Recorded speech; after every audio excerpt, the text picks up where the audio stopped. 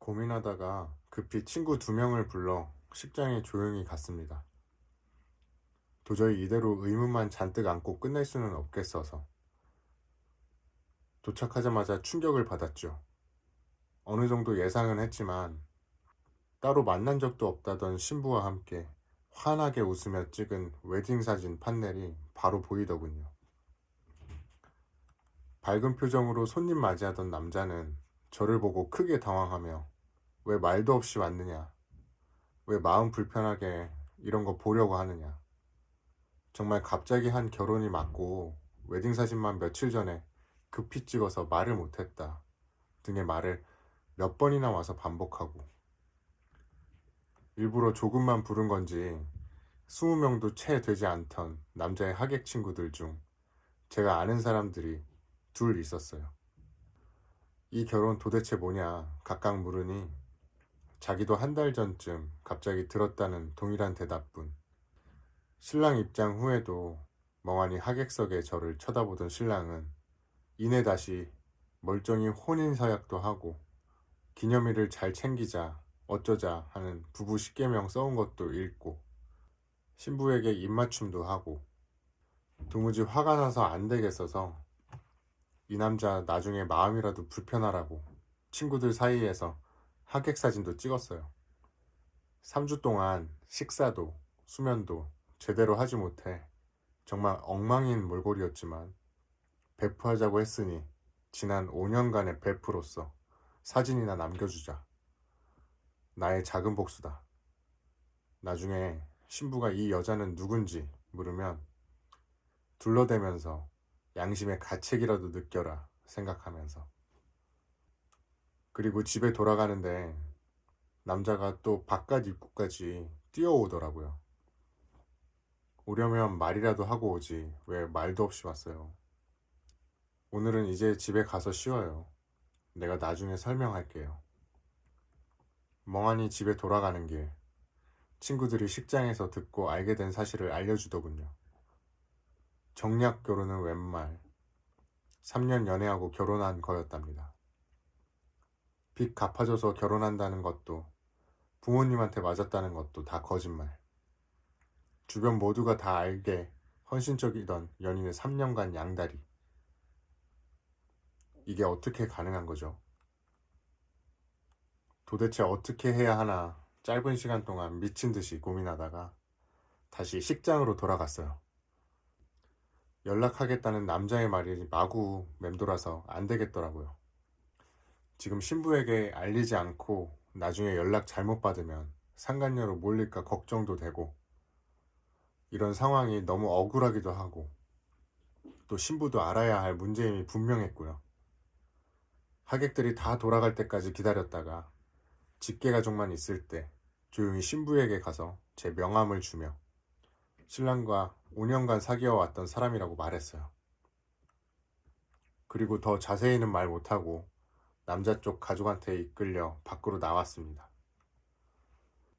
남자 어머니는 저랑 헤어진 걸로 알고 있었다며 가족들도 얼마 전에 아들한테 이 결혼 통보를 받아서 갑작스러웠다고 하더라고요. 그 와중에 하시는 말씀이 너도 왜 남자를 그렇게까지 믿었냐?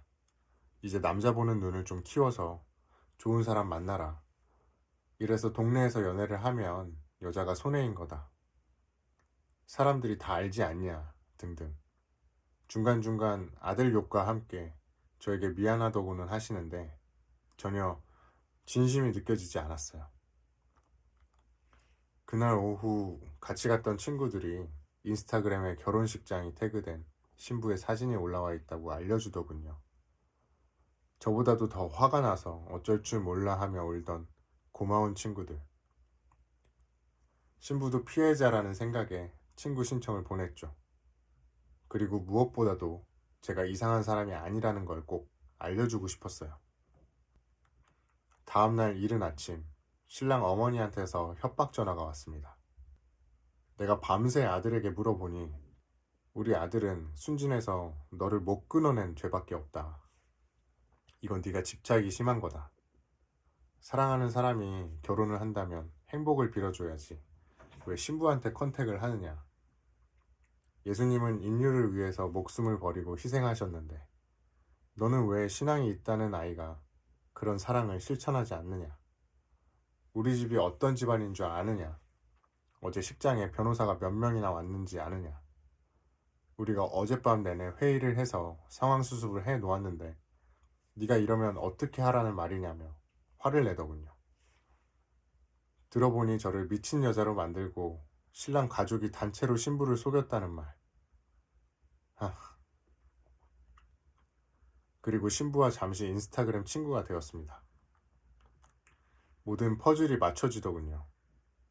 제 해외 출장 날짜에 맞춰서 그 여자분과 여행을 가고 투자사와 미팅한다고 하고는 그 여자분과 식사를 하고 급한 업무 좀 보고 가겠다고 하고선 그 여자분과 있다가 저 만나러 오고 그 와중에 같이 꼭 해보고 싶었다며 직접 동네 텃밭을 분양받아 와서 저랑 바질 키우고 깻잎 키우고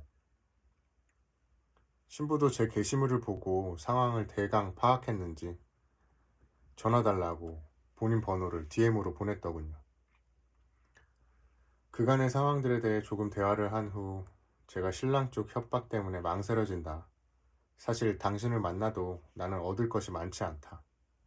다만 같은 여자로서 도움을 원한다면 도와주겠다고 하자. 신부가 본인도 너무 괴롭고 화가 난다. 꼭 연락하고 만나자고 하더라고요. 위자료 받았다라는 얘기도 했어요. 저는 미친 스토커도 구 남친에게 집착하는 여자도 상간녀도 정말 아니니까.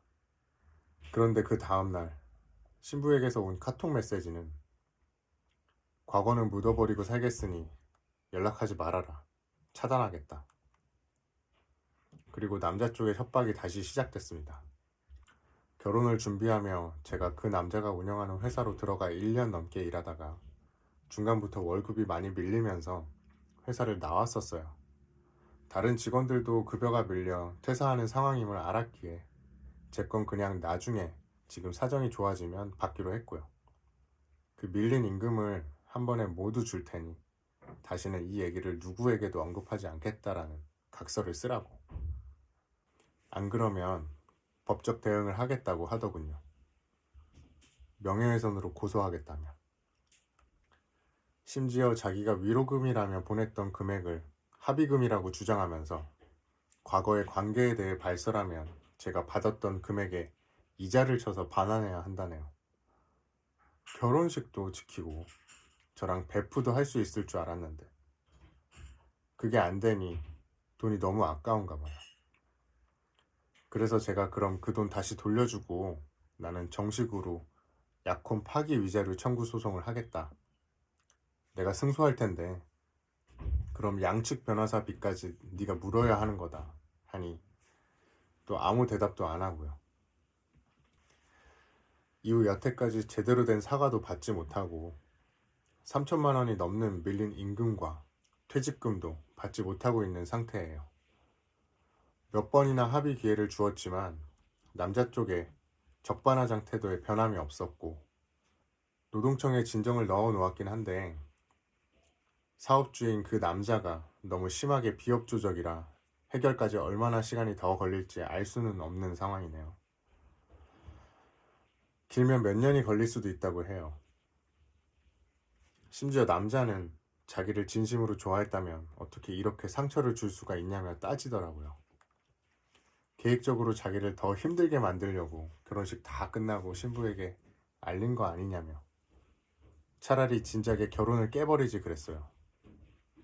아니 모바일 첨척장에 신부 번호도 양가 부모 번호도 안 넣고 일부러 딱 신랑 번호만 넣었던데 제가 식전에 신부에게 어떻게 연락했어야 하나요? 그리고 최근에 몰래 선을 받거나 바람이 났겠거니 정도나 예상했었지. 3년 연애 결혼은 예식 다 마친 후 들었는데 말이에요. 저는 너무 심한 마음 고생에 키 160에 몸무게가 40kg까지 내려가고 정말 일을 쉬고 싶었지만 그럴 수는 없어 매일 억지로 정신을 붙잡고 힘겹게 근무하다가 결국 업무 강도 낮은 직장으로 옮기려고 현 직장에 사표도 냈습니다. 혼인빙자 그 자체로는 처벌도 불가능한 현실.